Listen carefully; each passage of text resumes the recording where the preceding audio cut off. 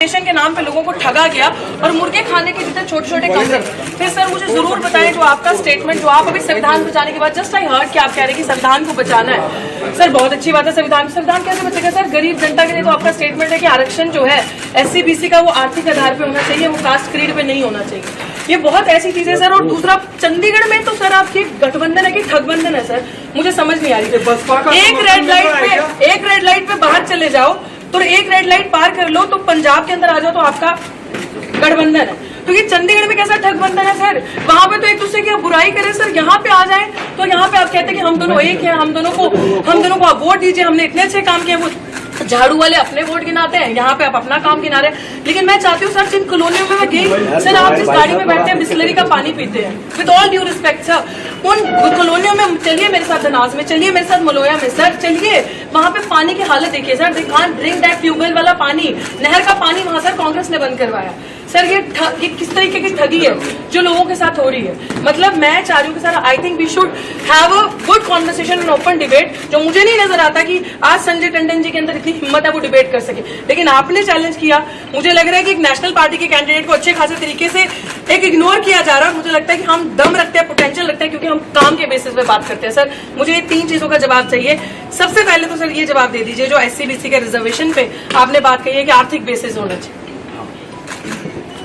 पहले तो आपका बहुत बहुत धन्यवाद, thank you so much sir, कि आप यहाँ पे आए।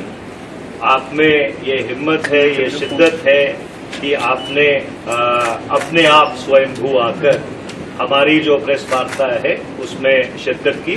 आपका बहुत बहुत धन्यवाद। मुझे अखबार में पता लगा कि शायद जब आपको तोला जा रहा था तो कंडा आपके सिर पे गिर गया था, तो मैं आशा करता हूं कि आप पूरी तरह से स्वस्थ हो। तीसरी बात मैं आपको कहना चाहता हूं, देखिए संविधान में शेड्यूल्ड कास्ट और शेड्यूल्ड ट्राइब्स का जो आरक्षण है वो संविधान ने सुनिश्चित किया। उसके बाद जो OBC का आरक्षण है वो एक ऑफिस मेमोरेंडम 1990 में विश्वनाथ, मैंने आपको इंटरप्ट नहीं किया, 1990 में विश्वनाथ प्रताप सिंह जी की सरकार ने निकाला। उसका संशोधन करके 1991 में जब डॉक्टर नरसिम्हा की सरकार आई, आप तो शायद दिल्ली विश्वविद्यालय में प्रोफेसर भी हैं तो आप जानती होंगी कि उसका अनुमोदन करके PV नरसिम्हा जी की सरकार ने उसको निकाला।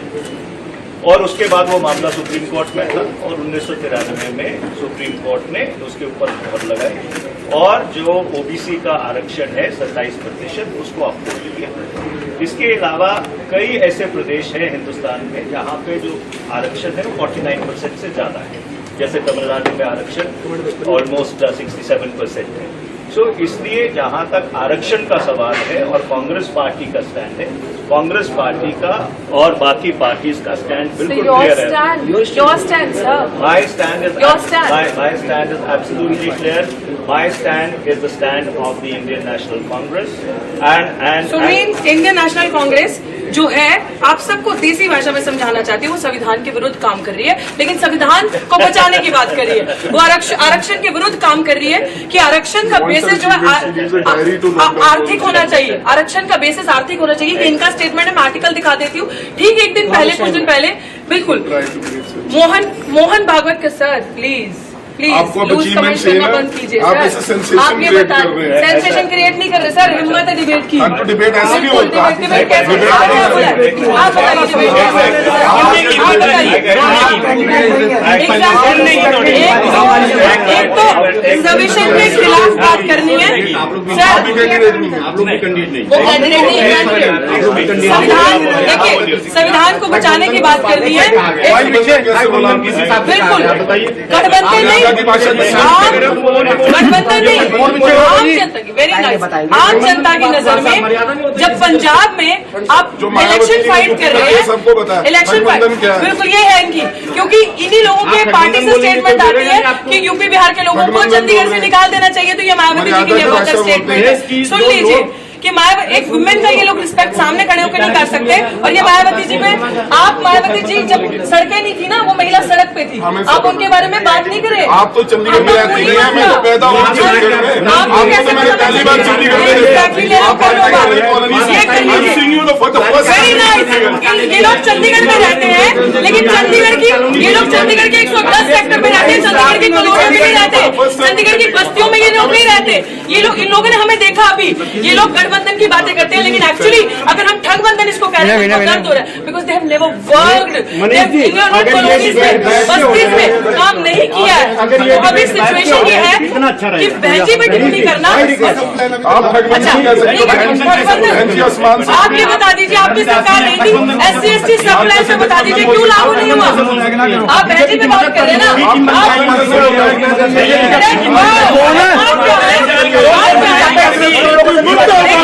इनके पास कुछ नहीं है। अब हम बीजेपी की बी टीम बता देंगे ये काम पे ठगबंधन, जनता को ठगना, जनता के लिए काम नहीं करना, कॉलोनियों। ये लोग चंडीगढ़ 1 से 10 सेक्टर का दिखाते हैं, ये लोग बस्तियों का चंडीगढ़ नहीं दिखाते।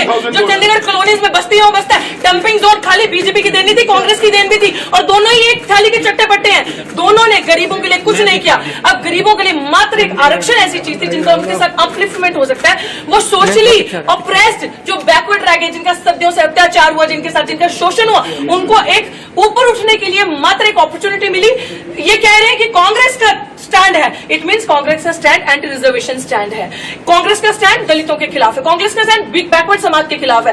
गिनती करो का ड्रामा करके ये लोग अब ये दिखा रहे हैं कि हम लोग एंटी इन सारी चीजों के हैं। बहनजी पे टिप्पणी करना बदर, इनके पास और कुछ नहीं है, मुद्दों पे बात नहीं करेंगे।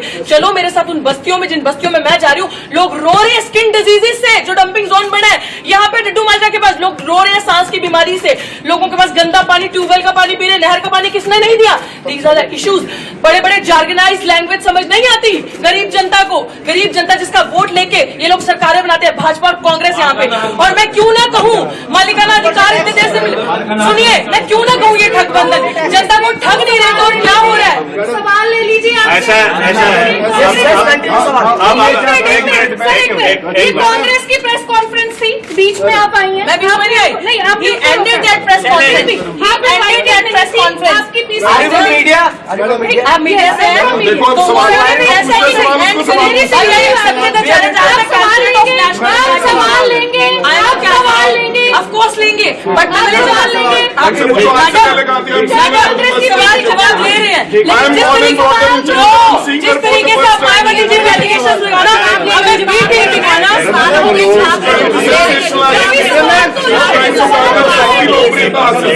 5000 वोट मिलेंगे। देखिए ऐसा कि मैं इस बात का स्वागत करता हूँ कि बहुजन समाज पार्टी के जो उम्मीदवार हैं वो यहाँ पे आए, उन्होंने अपनी तरफ से एक राजनीतिक भाषण दिया।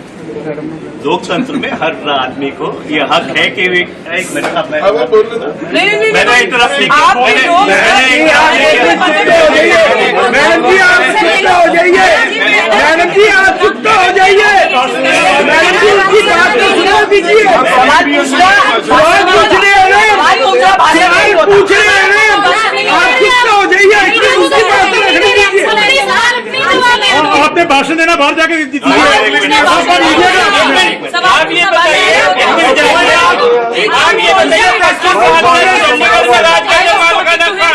कांग्रेस बताइए कहाँ मालिकाना देके गई है, बीजेपी देके गई है, चैलेंजिंग पार्टी बताइए, जवाब दीजिए, एरिया वाले बताइए।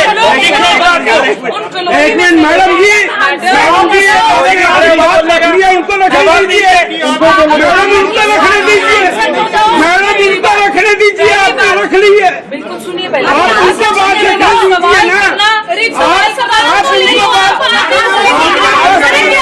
उनको तो ये सवाल ही नहीं ले रही है, बंद कर दो, नहीं ले रही है सवाल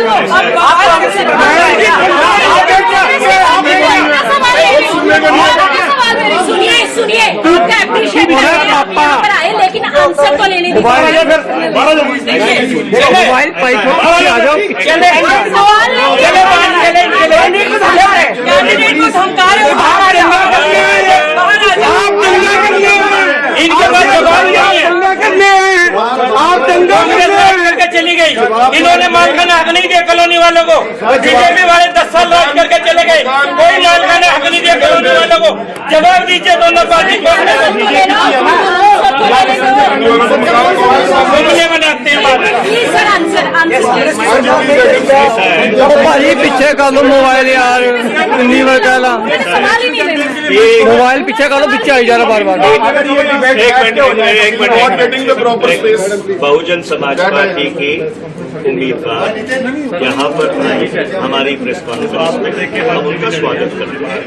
लोकतंत्र में हर व्यक्ति को यह आजादी है कि अपनी बात करें। मैं साफ तौर पर यह कहना चाहता हूं कि जो पूरी इंडिया अलायंस है वो भारत के संविधान को बचाने की लड़ाई लड़ रही है। ये लड़ाई लड़ रही है कि 2024 इस मुल्क का आखिरी चुनाव नहीं होना चाहिए। जिस आधार पर ये मुल्क काबिज है, जिसको अंग्रेजी में आइडिया ऑफ इंडिया कहते हैं, उस आइडिया ऑफ इंडिया को और सुदृढ़ बनाया जाना चाहिए। पिछले 10 वर्ष में यहाँ पे भारतीय जनता पार्टी की सत्ता रही है। अगर कोई जवाबदार है तो भारतीय जनता पार्टी जवाबदार है। उनकी 4 इंजन की सरकार रही, ऊपर गृह मंत्री, नीचे राज्यपाल, उनके 10 साल से सांसद, 8 साल उनका कॉरपोरेशन के ऊपर कब्जा, और पिछले 10 वर्ष में चंडीगढ़ का कोई विकास नहीं हुआ। अगर यहाँ पे लोगों को कॉलोनीज में रीसेटल किया गया, वो काम कांग्रेस पार्टी ने किया। अगर यहाँ पे हाउसिंग बोर्ड के मकान दिए गए, वो भी कांग्रेस के जमाने में हुआ था। और इससे अगर मैं पीछे जाऊं, ये पंडित जवाहरलाल नेहरू की कल्पना थी कि जब वो यहाँ पे आए और ये चंडीगढ़ शहर की जो सबसे आधुनिक शहर है पूरे हिंदुस्तान में, उसकी संरचना की गई। तो इसलिए जब से चंडीगढ़ बसा है तब से लेकर आज तक चंडीगढ़ के संदर्भ में कांग्रेस पार्टी की, इंडिया अलायंस की जो उपलब्धियां हैं वो अनेकों हैं, जो अगर मैं गिनाना शुरू कर दूं तो शाम के 6 बज जाएंगे। और इसलिए मैं ये कहना चाहता हूं कि इंडिया अलायंस बिल्कुल पूरी तरह से जीत की ओर अग्रसर है। और मैं ये विनती करना चाहता हूं कि जो संविधान की सुरक्षा की बात करते हैं वो कृपया भारतीय जनता पार्टी की बी टीम न बने। आपका बहुत बहुत धन्यवाद। यही बहुत बढ़िया। रुकिए सवाल के जवाब दीजिए। कांग्रेस के भाग्य कांग्रेस वाले भाग गए।